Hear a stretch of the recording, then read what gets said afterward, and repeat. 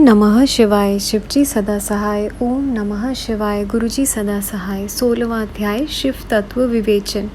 16वें अध्याय में स्कंद कहीं सुन देव, सच्चिदानंद ब्रह्ममय शिव तत्व नित सेव।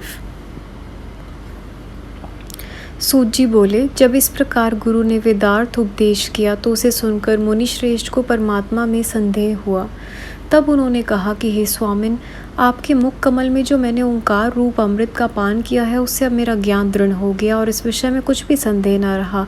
फिर भी मैं आपसे थोड़ा प्रश्न करता हूँ कि सदाशिव से लेकर कीर्ति पर्यंत यह जो जगत रूप की स्थिति है और जिसमें सर्वत्र स्त्री पुरुष रूप से दिखती है और जिसमें कुछ संदेह नहीं है, इस प्रकार के रूपवान जगत के लिए वही सनातन देव कारण है। यही स्त्री पुरुष नपुंसक रूप और कोई है अथवा उसका क्या रूप है?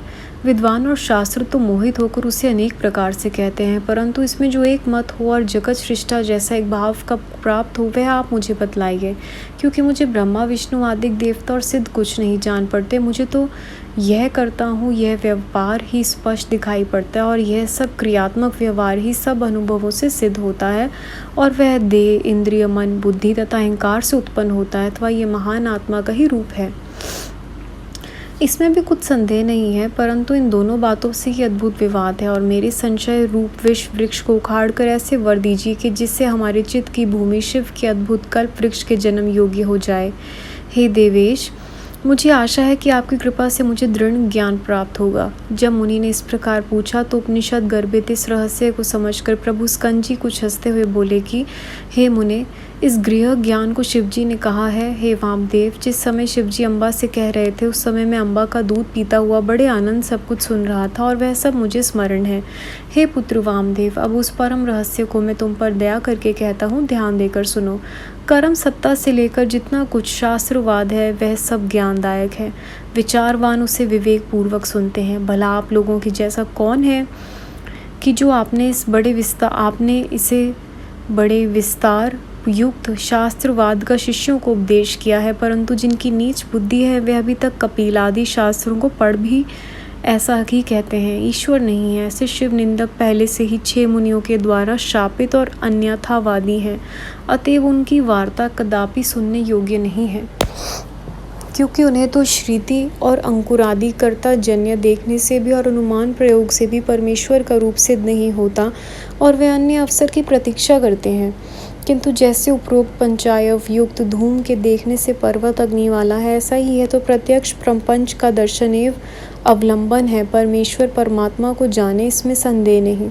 स्त्री पुरुष रूप विश्व प्रत्यक्ष ही दिखाई पड़ता है। श्रुतियों ने ऐसा कहा है कि सच्चिदानंद ब्रह्म इन रूपों से सत्य है और वही प्रपंच की निवृत्ति करने वाला शब्द तथा सदात्मा कहलाता है। फिर वही अपनी प्रकाश से चित होकर जगत का कारण हो जाता है, परंतु वह एक ही शिव भक्ति भाव को प्राप्त हुए हैं, जिन शिव शक्ति के संयोग से ही आनंद की प्राप्ति होती है। 17वां अध्याय सृष्टि क्रम वर्णन। शैववाद अद्वैत है नश्वर जग प्रसिद्ध, सृष्टि क्रम वर्णन करूं पाठ कर ही सुबुध। वामदेव जी बोले, हे भगवान, पहले तो आपने ये कहा कि प्रकृति नीचे नियति और ऊपर पुरुष है, वह सब आप ये दूसरा क्यों कहते हैं? माया से सकुंचित रूप को तो आपने कहा है कि वह नीचे है। अस्तु हे नाथ, मेरा ये संशय दूर कीजिए। स्कंद जी बोले, हे मुने, यह अद्वैत शैववाद में किसी प्रकार भी द्वैत का समावेश नहीं है। यह नश्वर अविनाशी है। इस प्रकार वह एक ही शिव सच्चिदानंद रूप वाले और ब्रह्मा हैं, जिन्हें सर्वज्ञ सबका कर्ता और त्रिवेदों का उत्पादक कहा जाता है। शिव जी ही अपनी माया और इच्छा से संकुचित रूप के समान पुरुष हो गए हैं, जिनमें 5 कला हैं और जो भोक्ता हैं वही पुरुष प्रकृति के गुणों के भोक्ता हैं। वही समिष्टि और वही चित्त प्रकृति तत्व हैं। सत्वादि भेद से प्रकृति के गुणों से बुद्धि और बुद्धि से 3 प्रकार का अहंकार उत्पन्न हुआ है। फिर उससे तेज और उससे मन बुद्धि तथा इंद्रियों की उत्पत्ति हुई है और मन का रूप संकल्प विकालात्मक है। इस प्रकार बुद्धि इंद्रिय कान त्वक चक्षु जीवा शब्द रूप स्पर्श रस गंध प्रवृत्ति और बुद्धि तथा इंद्रियों में श्रोत्र का क्रम कहा गया है और वैकारिक अहंकार से कर्मेंद्रियों की उत्पत्ति हुई है, जिन्हें तत्वदर्शी मुनियों ने सूक्ष्म कही है और कार्य सहित सब कर्मेंद्रियों हैं और वाक पाणी पाद उपस्थ इस प्रकार बोलना ग्रहण करना जानना और त्यागना जिनकी क्रिया है।